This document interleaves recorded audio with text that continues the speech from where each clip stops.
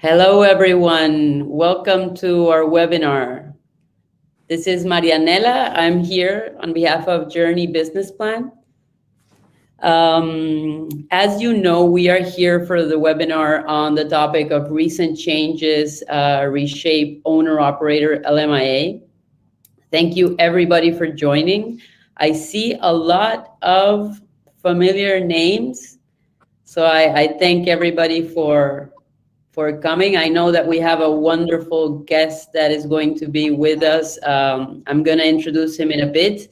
And I know that has led us to have a lot of people registered. So just to let you know, currently we have more than 380 people registered.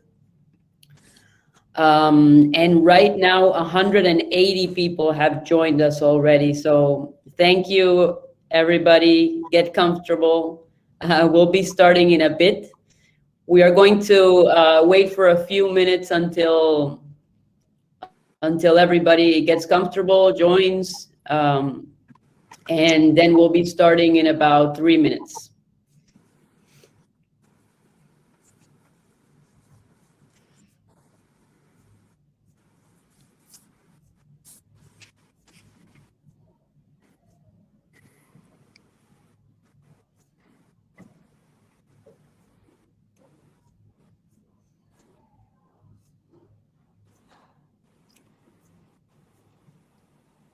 Thank you, everybody, for joining.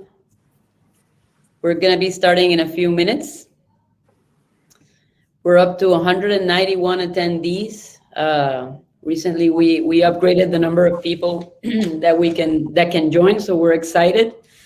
We're very excited to have everybody join us for this relevant topic. I know that this is very important to everyone, and having this wonderful guest with us, Phil Mooney, that I am going to briefly introduce to. It's going to be very helpful for us to get a better understanding of what has been happening with the owner-operator LMIA. As you know, we have had recent announcements about this topic. So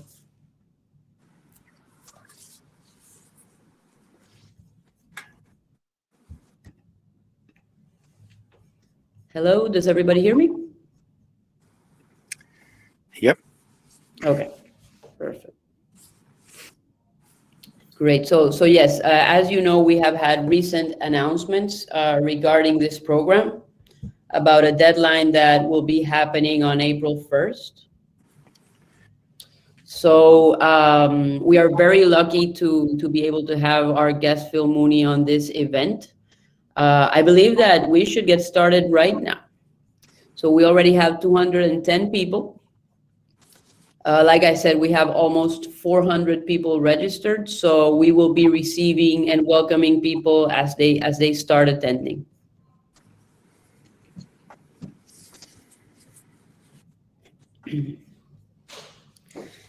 Okay, let's get started.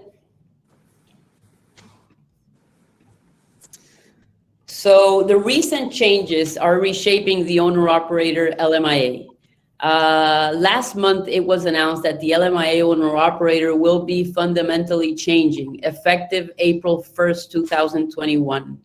As most of you know, these changes will significantly reshape the owner-operator as it currently exists. And who better to provide all of us with a better understanding than our guest, who we are very grateful to have, Phil Mooney. I'm going to welcome everybody now. Thank you, everyone, for attending. I know that everybody has a very busy schedule, so it's very important for us to have you all join to this event. I want to first introduce myself and our company. My name is Marianella Manzur. I am Vice President at Joorney Business Plans. Today, we also have some members of our sales and marketing team with us here today. Let me introduce you to Alexander from marketing, Tanya, our executive coordinator, and Uros, our account executive. So at Joorney, we're a company that specializes doing business plans for immigration, among other business plans for other purposes, such as raising capital, for financing. We also do market research and a lot more. We are a global company. Our operation consists of 3 offices, a team of more than 40 people, and we're currently preparing more than 3,000 business plans a year. Currently, our Canadian office, as many of you know, is focused on preparing business plans for federal programs, PNPs, and owner-operators as well. Many of you already know our work. Some of you may be new to us, so I welcome you all to this webinar. Like I was saying before, I believe the owner-operator is a very relevant and current topic to all of us here. And our objective with this webinar is to keep our partners informed, to ultimately have the tools that we all need to support Canadian business immigration as a whole. Again, we are very grateful to have you join today, and we are excited to present our wonderful partner, guest, and friend, Phil Mooney. Let me show his face on the screen, and then I'm going to talk a little bit about him to make him blush. Hi, Phil. How's it going? Hi, everybody. Hi. Thanks, Marianella. You're muted, Phil. Oh, I'm muted. That means it's hard for me to talk. I don't know how to unmute myself because I didn't mute myself. Let me just check real quick.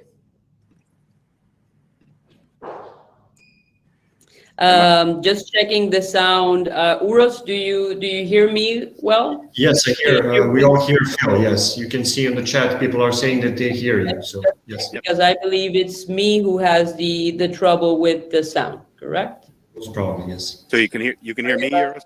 Yeah. Yes, everybody can hear you. Good. Excellent. It would be a fast presentation if you couldn't hear me. Yes. Okay. So Marianella is having a technical difficulties, and she will. Okay, she's back. Excellent. Yes, I'm back. Can you see me? Yes, we can hear you. Okay, great. Can you hear me? Okay, great. I can hear you too. Sorry about that. Thank you. You were listening to me before, correct? Yes. Okay, perfect. So sorry for that, Phil, but I wanted to say hi and thank you for being here before I jump in to introduce you. So let me show let me put you on the spotlight for a little bit. I'm here. So we invited Canadian immigration expert Phil Mooney to discuss not only the recent changes on the owner-operator, but also to explore some of the potential alternatives.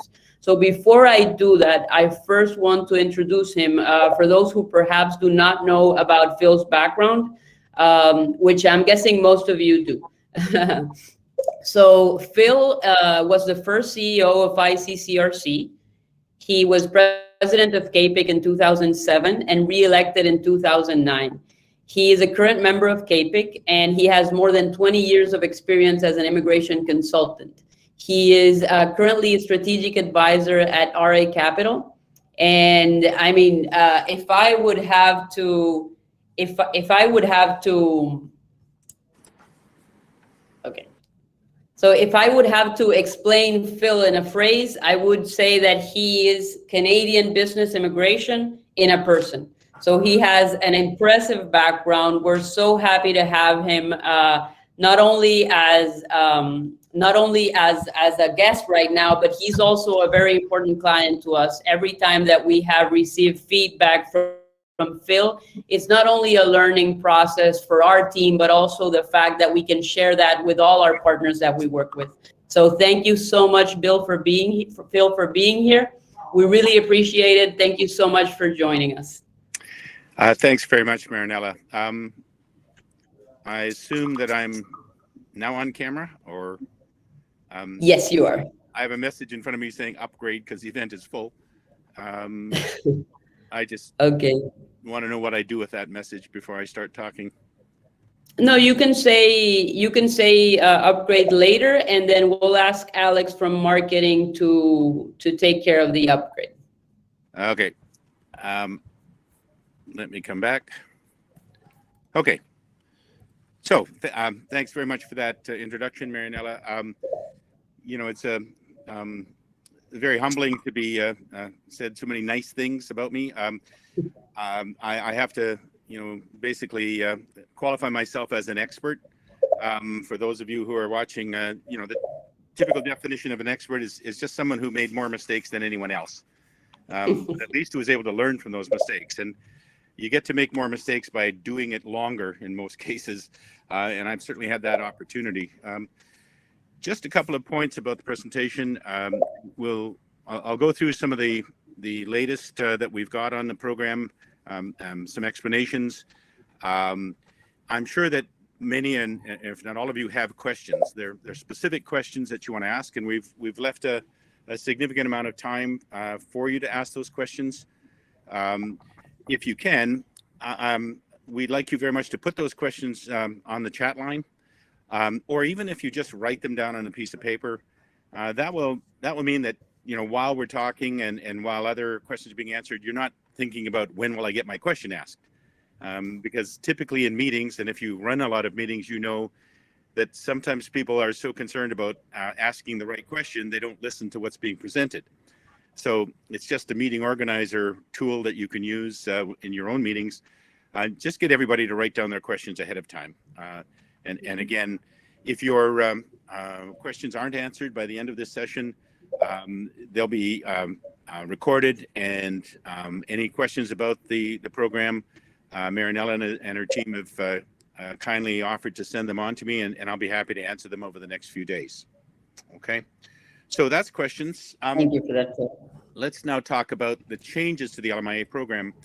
And in the interest of brevity, I'm going to make some assumptions right at the start.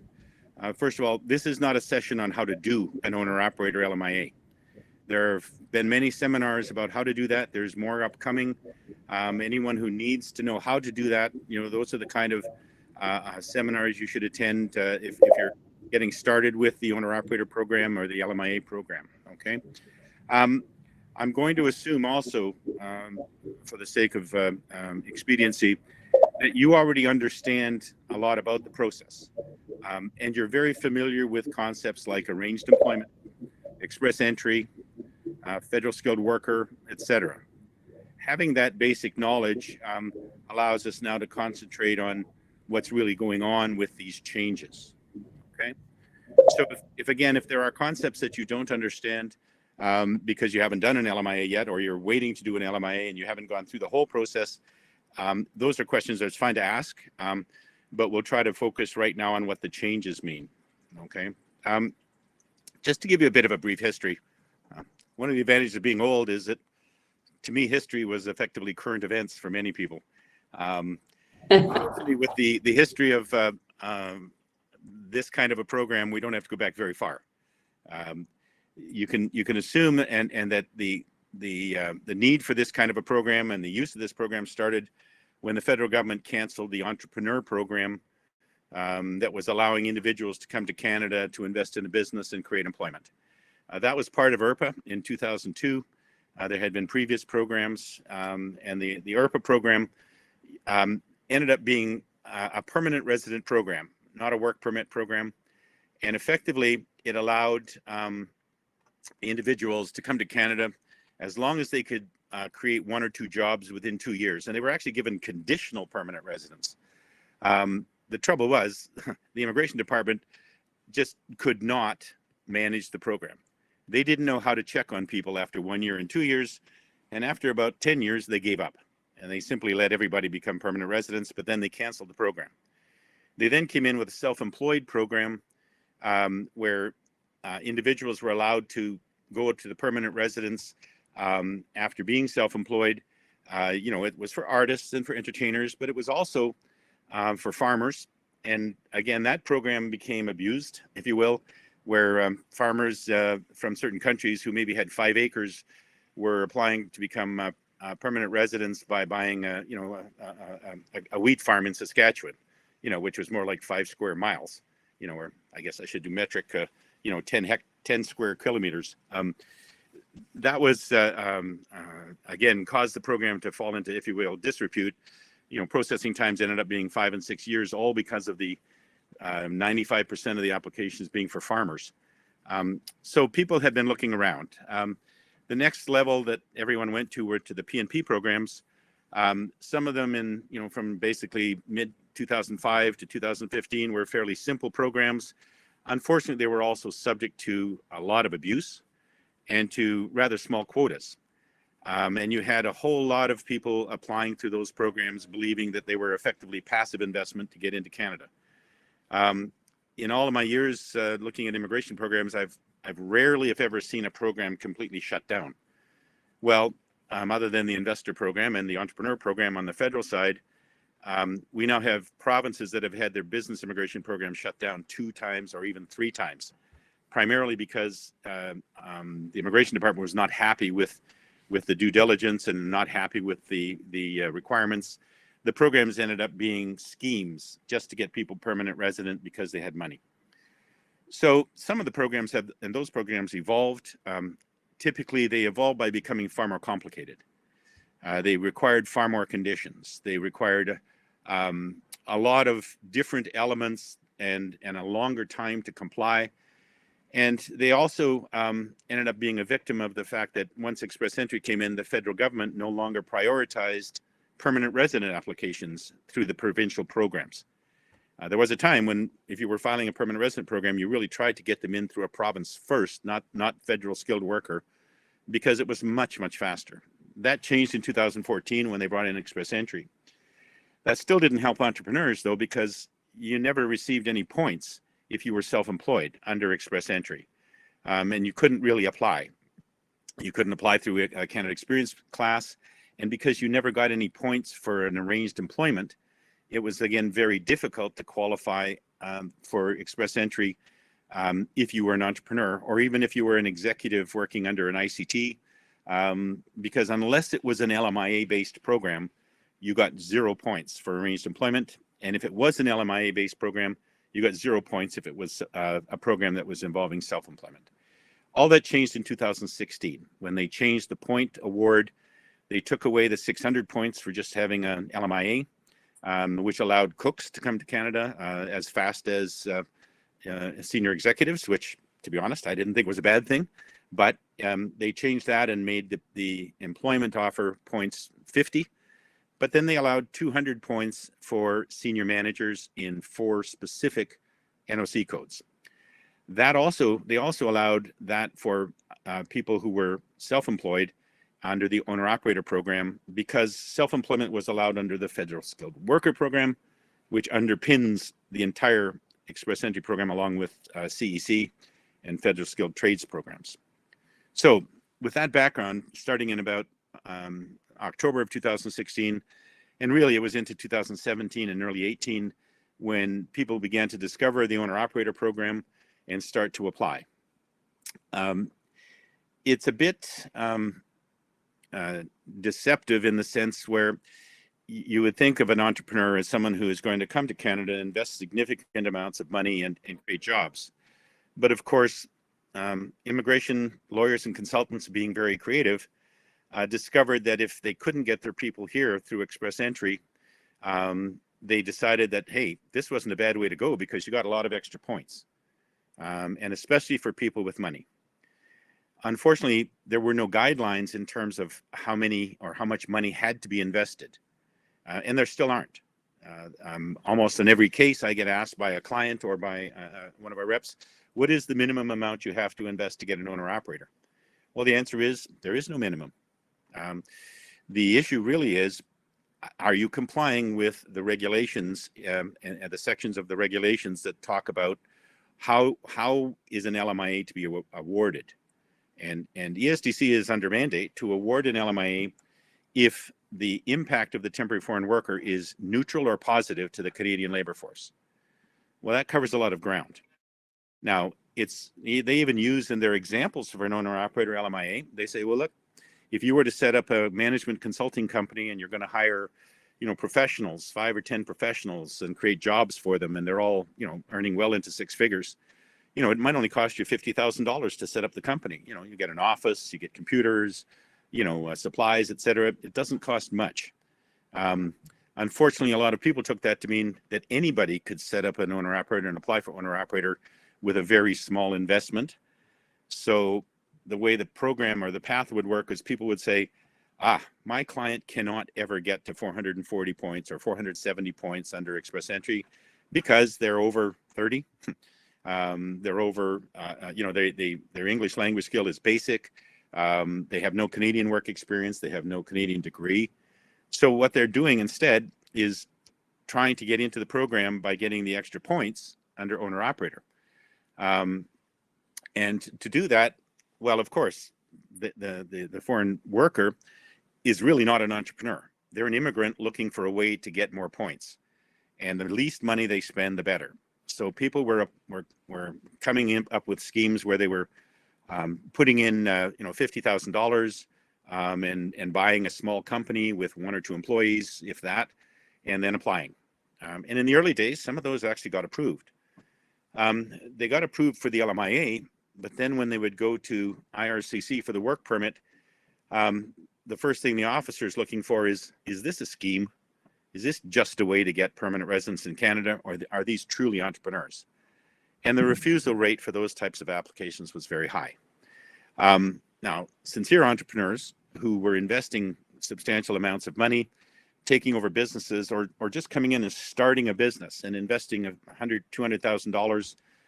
In those days, the early days of the program, which was only a year ago, I'm sad to say, or less, they were actually being approved. And some of the elements then became, when they came to IRCC, was the believability of the plan. And that's where business plans became very important to the process, to lend credibility and detail and analysis. And that's helped a lot in the approval rates. Now, what we have to go working in the background was IRCC happy that there was a process where these people were not applying to visa offices with detailed financial information that the visa officers didn't know how to assess. Instead, the credibility of the business was being assessed by ESDC, who had to do some of that work on any LMIA and every process. On the flip side, ESDC were not happy that they were starting to get more and more complex business applications that might even have been outside the scope of some of their officers to evaluate. And so starting last year, they began to get tighter and tighter on their interpretations of the rules. And I do have to say, ESDC has a habit of taking some of their administrative policies and using them as if they were regulations, when in fact the whole validation of the ESDC program comes from the regulations. And unfortunately, the only way to deal with them when they're effectively trying to exceed the mandate of what the regulations state, and as consultants and lawyers, our job is to read the regulations, interpret them, look at any precedents if possible, and then apply those to any individual case. And we should have the confidence that if we're within the rules, the application will be approved. ESDC was saying, wait a minute, something's going on here.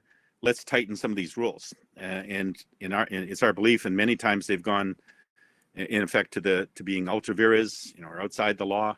And you go to court. And if you go to federal court, which is, as we all know, is a long and expensive process, almost invariably, after 6 months to 10 months, when the immigration lawyers get a hold of this, they concede. But it's a hassle for anyone trying to have any certainty in an application. That hasn't stopped ESDC from even trying to do even more. Last August, they came out and announced 3 or 4 changes they were going to make to the program. And those changes were draconian, to say the least. They wanted a business to be operating for a year before the owner-operator could even apply for a work permit. Again, who's going to invest, hundreds of thousands of dollars in a business that they can't come in and operate? These aren't, $50 million companies. These are small businesses, like 95% of all the businesses in Canada right now that create 90% of all the new jobs in Canada. This is all the backbone of our economy. They weren't massive corporations. So instead, ESDC said they were going to do this and require it to be done for a year. They were also going to institute the advertising requirement, saying that an owner-operator had to also advertise for his job, which, didn't make a whole lot of sense. But then that was August. The alert went out. Many of us wrote letters to the members of Parliament and to the minister. and nothing much happened. Then we heard in November, I believe late November at the CAPIC conference, where the head of the ESDC program said, yes, now they had backed away from the 1-year requirement, but they were going to make the other changes about the program, including prevailing wage, which to me, to be perfectly honest, isn't an issue, but also to the advertising, and they were expecting to do it imminently. Well, imminently in times of COVID, I guess, means something different, as we all know. Nothing happened. We were continually asking if it was going to happen until finally, maybe 4 weeks ago, 3 weeks ago, they came in and put an announcement on their website, which finally made it official. But rather than what people expected or some of the language that was around this issue at the time, they have not closed the program. In fact, the actual wording is, these applications will be accessed using the same normal process. Okay, so now they're going to treat an owner-operator LMIA exactly the same as any other. So urban myth number one, the program is not closing. All right, that doesn't mean things aren't going to be different. Of course, that's why we're talking today. The real issue is what's going to happen and how do we deal with it. So the rules currently on advertising, and I am going to assume that you understand the rules on advertising for LMIAs. 3 sources. The job bank is one of them, must run for 30 days, and you must keep the job bank running until the application for the LMIA is approved. And 2 other sources that are relevant. Typically, people will use something called Indeed, or one or another one. But those rules are all clearly indicated. And if you really want to get into the detail of the rules, you can go to the CAPIC website, if you remember, and go into the IMI Center. And there's a section on ESDC, and there is a massive document in there that details exactly what an officer is told about advertising and how to use it. And I recommend that to anyone that's doing any kind of LMIA. So now we have to understand, what does it mean? All right. Any application submitted after April 1 or after March 31st must have advertising. So there are 2 specific instances we can look at. I've seen some webinars and some blogs where people are getting up saying, well, this is okay. This is not a big deal. As long as the business that the owner operator is starting in Canada is the same as the business that they're operating outside of Canada, you're okay. You should be able to run the ads, specify that if this is a restaurant, that this individual has restaurant experience, and that will be fine. You have a very good chance. That's what I would call a partial truth. Okay, it will be true in about 2% of the cases. If the company that the entrepreneur has already started or will be starting in Canada is very unique, that requires very special skills, well, then it's no different from any other LMIA job. You advertise for a CEO or as a senior manager or a middle manager, if you will, to get that business started. And you show that you run an ad saying what these specific requirements are, as long as they're not, the rule on advertising is you can't specify a requirement that a Canadian cannot do. Like, you can't specify a job and say you must speak Mandarin, all right? Except for, unless you're a translator, you just can't do that, all right? So the same thing. But if you're going to set an LMIA, owner-operator LMIA for someone to run a restaurant, well, the job is a CEO of a restaurant company or a CEO of or a manager of a restaurant. There are lots of people that have those skills in Canada. And right now, especially given what's happened in the hospitality industry, you're going to get a huge number of people applying for that job. So it's not going to work, right? If that's the only thing you do. So yes, you can still do it with that sort of a process, but be very aware at the start, it must be special. Right? The second way to do it, and this is what we don't know for sure, but should work, is if we're allowed to advertise and include in the requirements for the job that the individual must be prepared to assume an ownership position in the company and invest a certain amount of funds to get there. All right.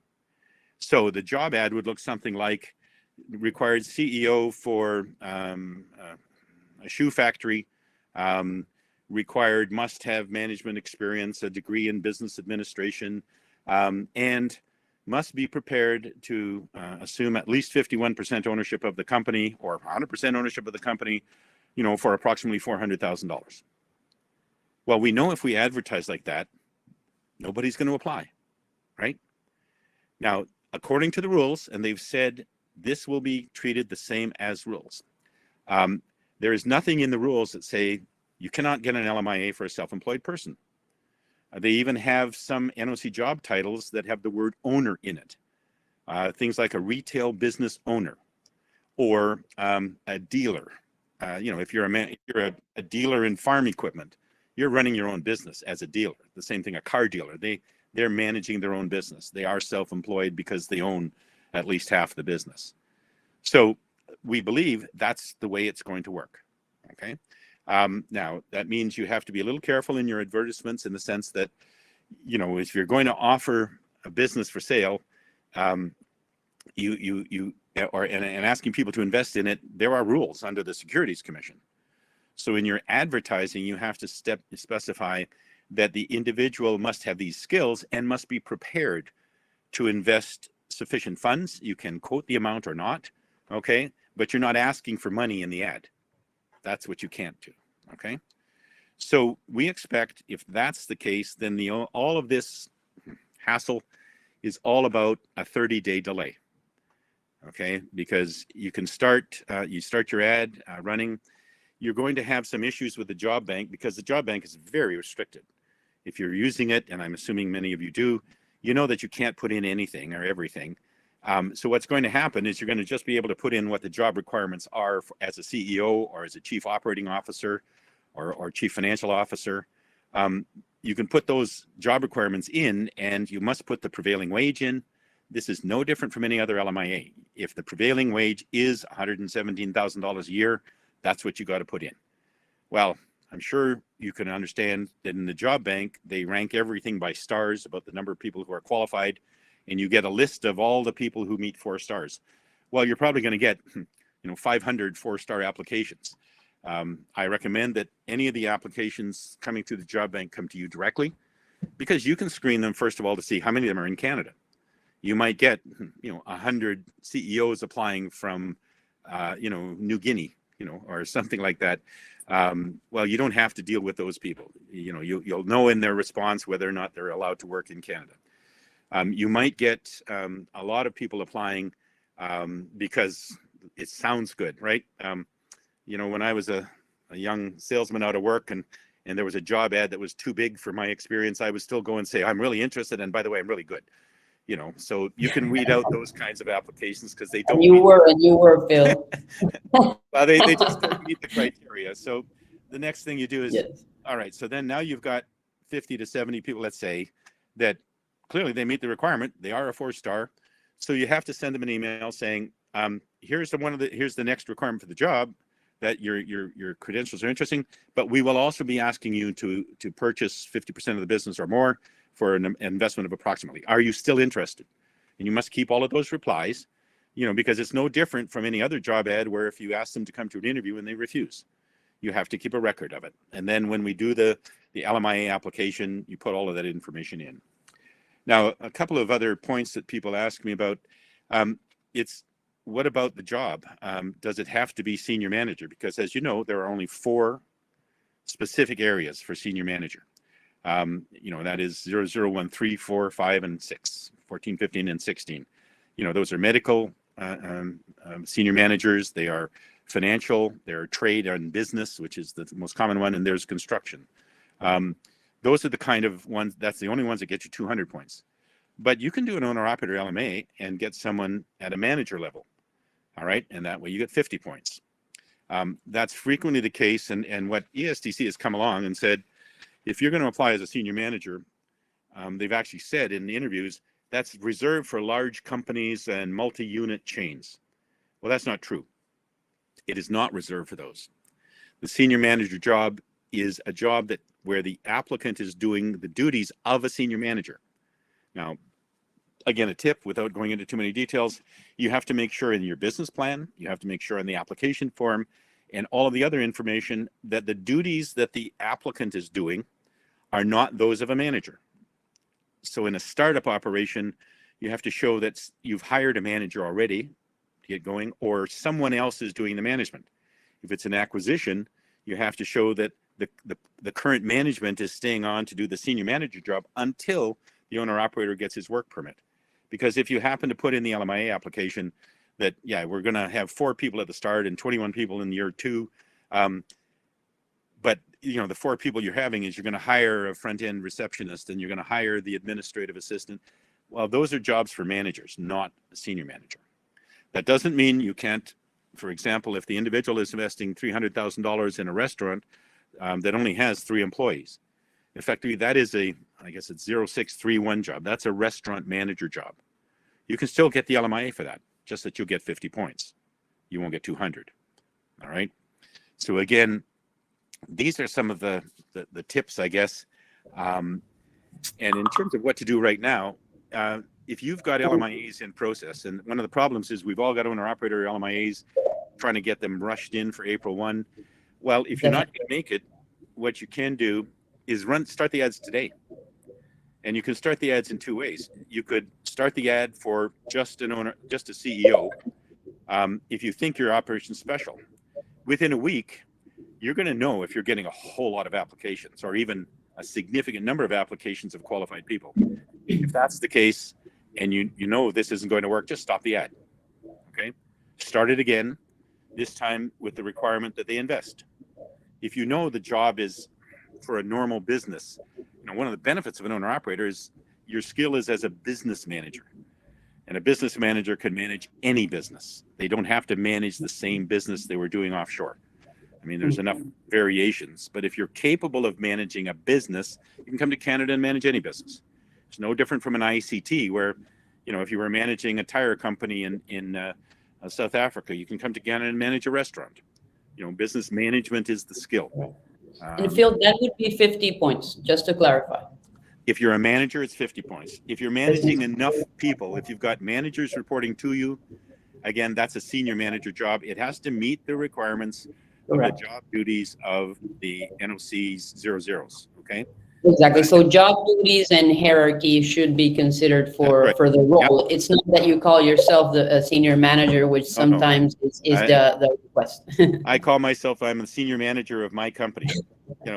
I'm also the only employee, and I'm not even the boss. My wife basically tells me, when to work and what I have to do. Okay? She's the senior manager. Absolutely. Always has been, that's how you stay married for 51 years. Phil, I wanted to interrupt you for 1 minute and ask you, and I think that you probably are going to that topic right now, and it's something that's very relevant to people. So you were mentioning that one of the options is to start the ad today, so just comply with the recent announced changes. That is one. And then what other alternatives do applicants and consultants and lawyers have for these cases? Right. Well, I mean, we do run a small risk. If you're going to run an ad saying the individual must invest in the business, we are going to run a risk, and I'm perfectly aware of this, where ESTC is going to come back and say, you can't say that. Now, you're going to be arguing with an officer, which they're happy to do. You can talk to ESTC officers for long periods of time. It's not like RRCC, where you can't talk to anyone. You can talk to these officers and go back and forth on emails, and I've seen discussions going on for 2 weeks or 3 weeks. You just have to stay with your points and ask them to interpret things according to the regulations. And all of us are responsible, and we should know the regulations, specifically R200, all of the regulations around R200 and 201 and 202 and 203, read them all. I mean, you get dizzy sometimes because it refers back to 3 different sections, but you still have to know them. Okay, that's our job. That's what we're professionals about. So do that, and then continually put your points forward with the SDC. And ultimately, if they will not agree, you have a choice. You can then file and go to federal court. If they make a decision that refuses the application on those grounds, I don't know what will happen. I can tell you that in their interpretation that a business must be up and running, which has moved. They've moved the goalposts from you could start a business to, if you start the business, you must have customers and product available going out the door. And then they moved them again to say where you must have 2 months worth of PD7As. Well, those extra instructions we believe are ultra vires, and there is a case already before the federal court from last October that is saying that, and saying that, look, an investor who comes to Canada, who gets and buys a franchise for $300,000, who is building a building, who has hired a manager, who's doing the marketing while waiting, for the building to open, they are actively engaged in the business, and we think it's a very strong case. But just to let you know, if that isn't something you want to do, and none of us want to put our clients through that if they can't. That's why since October, when they started out, or September, when we learned about the changes from August, we've been recommending that if you're going to do an owner-operator, try to do it in an existing business. Then the argument is gone, okay, or their objection is gone. But if that's still the case, we do have options. The option is to go back and do a C11. C11 is a self-employed, providing an economic benefit to Canada. You have to be careful because not all owner-operator LMIAs are providing a significant economic benefit. If you're simply buying a business and keeping the jobs, that may not be a significant benefit unless the jobs were going to be lost, for sure. If a company was starting to lose money because of the pandemic and the owners couldn't hang on, well, if an investor comes along and says, I'll operate your business and it will keep all the same people employed until COVID's over and keep going, that's a significant economic benefit. Another significant benefit, without getting into too much detail, is if you're going to come in and set up a company or buy a company that's doing export, because you know how to export. With significant benefit, you have to show new export, new jobs in like an underserved area. If you're going to open a pizza operation, at Yonge and Dundas, there's a lot of them around there. But if you're going to do it in Milton, where there aren't, it's growing like crazy, or Vaughan or Hamilton, that could be a benefit to the community by having more options for takeout food during COVID. Also, if you're going to do a new business that has a cultural benefit, you're going to be providing halal meats in Winnipeg, or you're going to be providing a shop with, Nigerian dress and goods, etc. Those are all cultural benefits that we can use. So those are the main areas for C11. The only difference and the only reason anyone would ever do an owner-operator LMI, frankly, is because you can become a permanent resident in less than a year.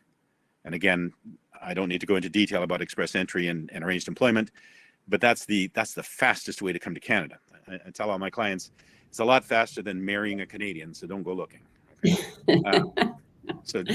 That's the benefit. Doing C11 is actually quite, in some ways, is easier because you don't have to have started your business or invested all the money before you get your work permit. You're getting your work permit based on a very strong business plan and on showing that you are capable of making this investment and you've experienced doing the same thing offshore and making a living at it.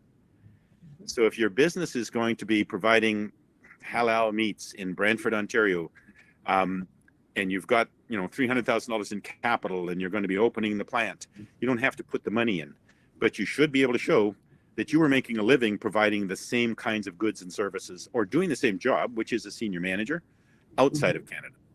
So those are the elements, okay? Another one, of course, is ICT.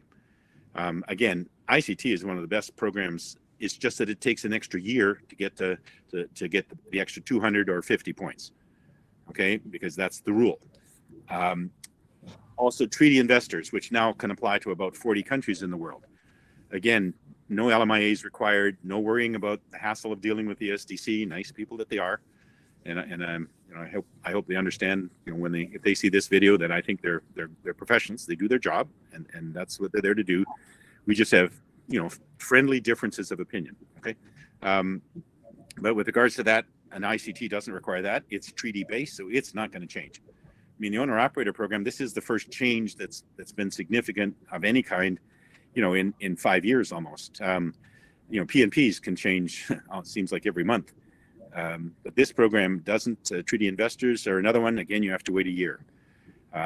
So I would definitely recommend those options. And you can, there are lots of people in Canada, not as many as there should be, who can help understand these programs. All of them also, a business plan is usually a very good component and a very important component. And I credit Joorney for working hard to become as, very relevant in terms of the kinds of business plans they provide. That's been a big help to us. And I credit that significantly towards the success rate of all the owner-operator and other applications that we're putting in these days. So that. Thank you for that, Phil. We really appreciate it. You're more than welcome. We're learning a lot with you, with all the feedback that you provide and all the experience that we've had beside you. It has been really important, not only for the owner-operator, but also for the C11, for the intracompany transferee. So everything, we're very happy to receive the feedback, because that is how we grow and are able to serve others. Well, that's how a team succeeds, right? You build on the strength of everyone in the team. And in our profession, I don't recall, and just as an aside, I've been in this business almost 22 years. I actually don't recall competing with another consultant or lawyer on any file. It just, we're a community that our major competitors are frankly people that do it themselves because they think they can, and a government that tells them they can do it themselves without trouble. Thank goodness, because that's often proved wrong. And also the ghost consultants that try to do things cheap, easy, and against the rules. And those are our competitors. So working together as a team, the whole industry improves. So that's basically my explanation of what's going on. It's, if any of you have applications where you've got your business plan, and Joorney's done I think made a really generous offer to get them done quickly. If someone hasn't acquired a business yet, it's almost too late to buy a business today and still get the paperwork finished in time, not because of us, but because of the legal lawyers and accountants. The whole process of moving money, and it's like buying a house in many ways, very similar process. It takes time for those last bit of paperwork. So just be cautious. But if you want to move forward in that area, you can run the ads. I just recommend, very important on an ethical standpoint, that you explain everything to your client. If your backup plan is that you're going to go to C11 if, or an ICT if the express entry doesn't work, tell your client that and let them make the decision. Inform them of the options and the choices. Let them make the decision. Okay, that's the ethical thing to do, and to price your program accordingly. Again, be sure that you're charging by milestones, so you're not charging for work that's going to be done, and you end up with a lot of client funds in your account and have to refund. Be sure you're charging on the basis of work you've done. And if for some reason the client says, this isn't it, I can't handle this, and ask for all their money back, because clients typically believe that if they don't get what they want, they're entitled to a full refund. And of course, we're not allowed to promise that as consultants. Be sure what you're doing is treating them fairly. Make a decision. Do I give him back some of his money, most of his money? Detail what you've earned. You have a right to what you've earned. But if you choose to be generous in the interest of promotion, it's like advertising. It'll come back to you, because, an unhappy client will never do business with you again and can persuade a lot of others not to. A happy client is the reverse. They provide references, and that's how our business grows. So we have time for questions. I'm more than happy to answer any of them until the top of the hour. Okay. Great, Phil. Thank you for that. Thank you so much for sharing all the knowledge and information that you've shared with us today. We really appreciate the fact that you can clear a lot of insight about what's happening, the changes, the program. So we do have a few questions. So there are going to be more questions than Phil can probably answer, but I will try to see which ones are more relevant to the topic and see how many we can go with. So first of all, before we begin with the questions, Phil, somebody was asking what was the document that you were referring to get the information about the ESDC?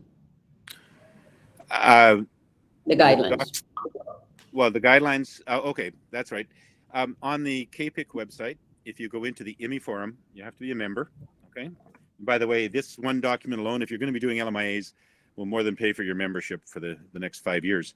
If you're going to go into the KPIC IMI forum, click on the Knowledge Cloud. When you're in the Knowledge Cloud, look at the topics on the left-hand side. There will be all kinds of information about IRCC, IRB. Look for the information on ESDC. If you click in there, there's a link to the Temporary Foreign Worker Program. You go in there, and there is a 1,100-page document. Okay, now, unfortunately, the way it was delivered, you can only go in between pages 100 and 200. There is a guide to that in the newsletter that I've put out as to which sections where.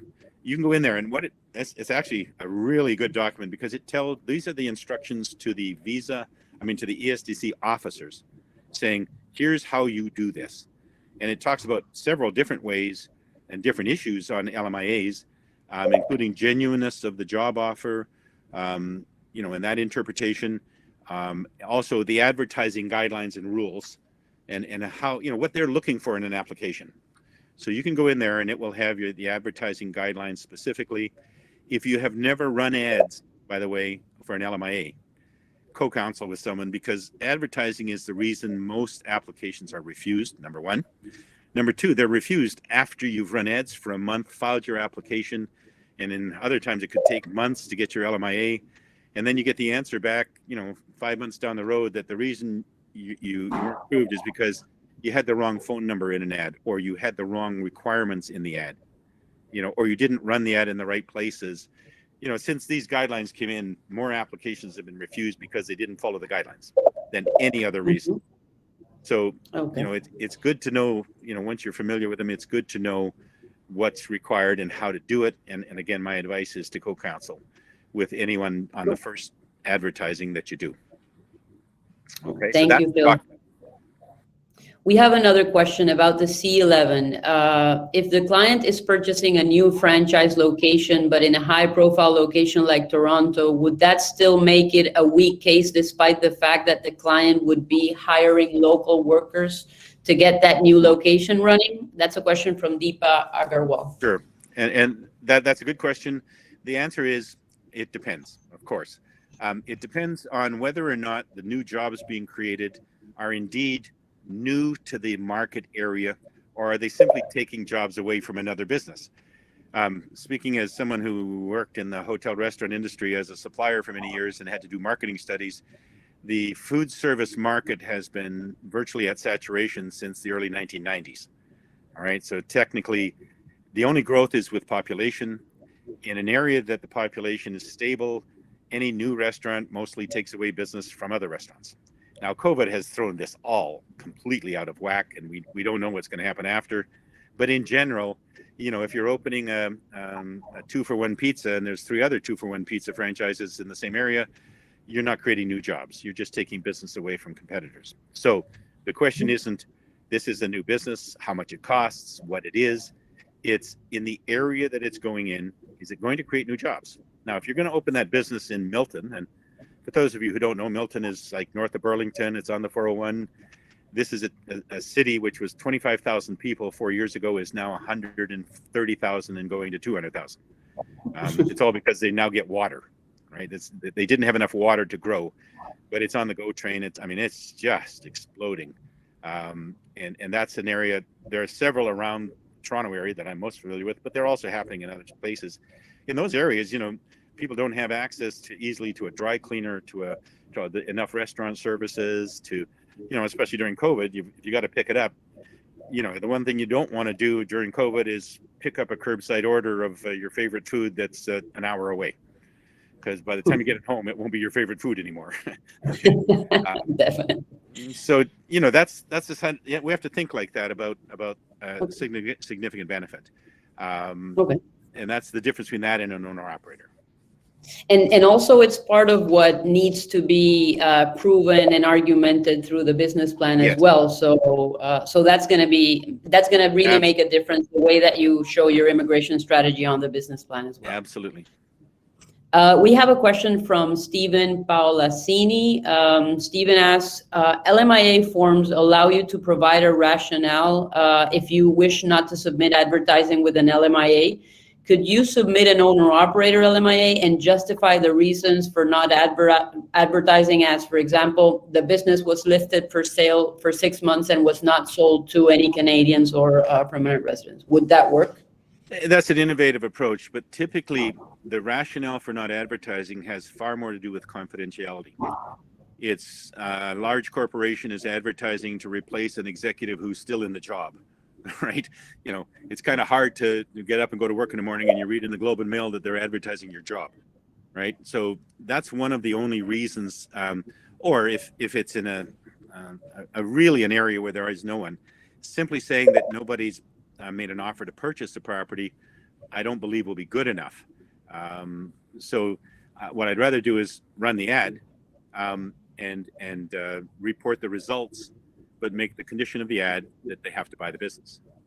Okay, that to me that sounds like I mean, your client won't be unhappy if what happens is somebody says, oh yeah, I'd like to run this business and I've got the money and he's Canadian. Okay, that can happen.